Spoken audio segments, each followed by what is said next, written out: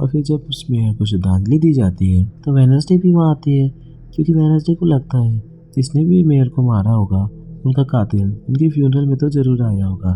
लेकिन तभी उसे जंगल में एक परछाई दिखती है और फिर उस परछाई का पीछा करने लगती है। उस परछाई का पीछा करते हुए उसे पता चलता है कि वो परछाई और किसी की नहीं बल्कि उसके अंकल हैं। वो अपने अंकल को देखकर बहुत खुश होती है। मतलब उसकी ज़िंदगी में ऐसा पहली बार हुआ होगा कि वो इतनी खुश हुई होगी। फिर उसके अंकल उसे बताते हैं कि उनके पास छुपने की कोई जगह नहीं है, तो उनको यहाँ आना पड़ा क्योंकि उनके ऊपर एक केस चल रहा है। इतना सुनने के बाद वेडनेसडे अपने अंकल को अपने दोस्त की जगह पर लेकर आ जाती है और उन्हें कहती है कि आप इस जगह पर रुक सकते हो। फिर उसके बाद उसके अंकल उसको उस मॉन्स्टर की तस्वीर दिखाती है और उसके बारे में पूछते हैं कि अंकल ये कौन सा मॉन्स्टर है। फिर उनके अंकल उनको बताते हैं कि मैं इस मॉन्स्टर के बारे में तो कुछ नहीं जानता, लेकिन अगर तुम इस मॉन्स्टर के बारे में जानना चाहती हो तो तुम्हें खुफिया लाइब्रेरी में जाना होगा।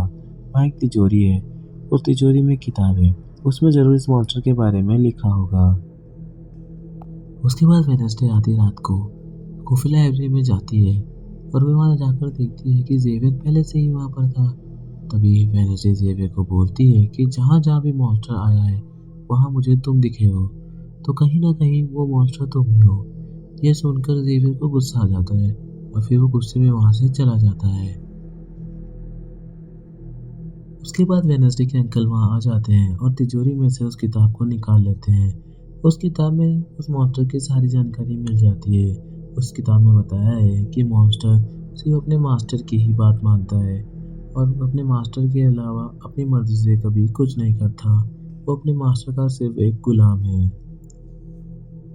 उसके बाद वेडनेसडे थिंग को बताती है कि वो टायलर से मिलने जा रही है, तो वो रूम का ध्यान रखे। उसके बाद वह टायलर के साथ गुफा में जाती है।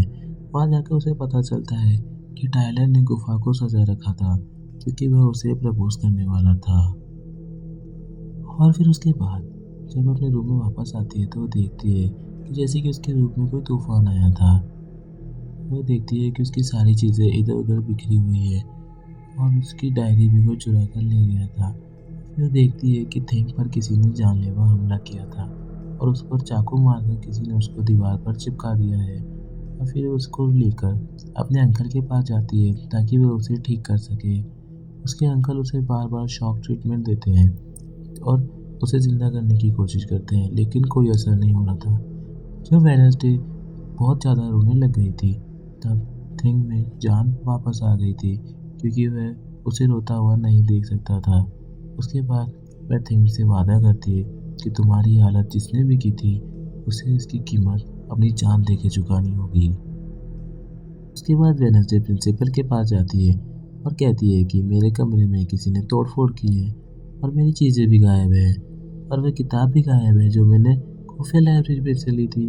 प्रिंसिपल वेडनेसडे से पूछती है कि वो किताब लाइब्रेरी में बहुत ही सुरक्षित तरीके से छुपा कर रखी गई थी, वह तुम्हें कैसे मिली और आखिरकार तुम्हें उस किताब के बारे में किसने बताया। तुम ऐसी हरकतें मत करो कि एकेडमी को बंद करना पड़े। ऐसा सुनते ही वेडनेसडे कहती है कि मैं ऐसा कभी नहीं होने दूंगी। फिर हम देखते हैं कि उसके साथ ही वेडनेसडे को आकर बताते हैं कि तुम्हारे डैड पर जिस आदमी को मारने का इल्ज़ाम था गैरेट, उसकी मॉम को किसी ने डुबा कर मार दिया था और मरने से पहले उनकी सारी प्रॉपर्टी पर एक डॉक्टर ने कब्जा कर लिया था। यह सुनते ही वेडनेसडे को दिमाग के डॉक्टर पर शक होने लगता है और वो सीधे उस डॉक्टर के पास जाती है।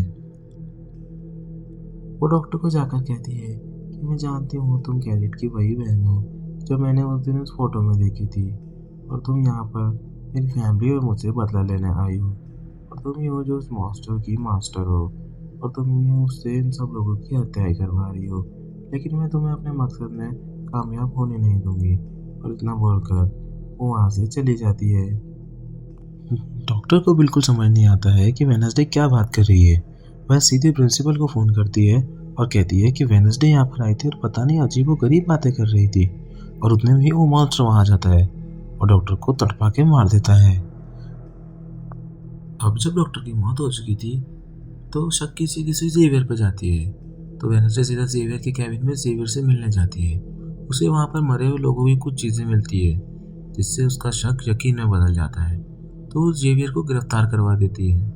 उसके बाद वेडनेसडे अपने रूम में वापस आ जाती है और देखती है कि एनिड उसके रूम में वापस आ चुकी है। तो इनेट उसे बताती है कि मुझे तुम्हारी बहुत याद आ रही थी और थिंग भी मुझे मिस कर रहा था, तो मैं वापस आ गई। इसके बाद वेडनेसडे टाइलर से मिलने जाती है। फिर वो बातों ही बातों में एक दूसरे को किस कर लेते हैं। और फिर वेडनेसडे को एक दिव्य दृष्टि आती है जिसमें वो देखती है कि टाइलर ही वो मॉन्स्टर है। और फिर उसे पता चलता है कि आखिर जिस लड़के से उसने प्यार किया वही आखिरकार में मॉन्स्टर निकला।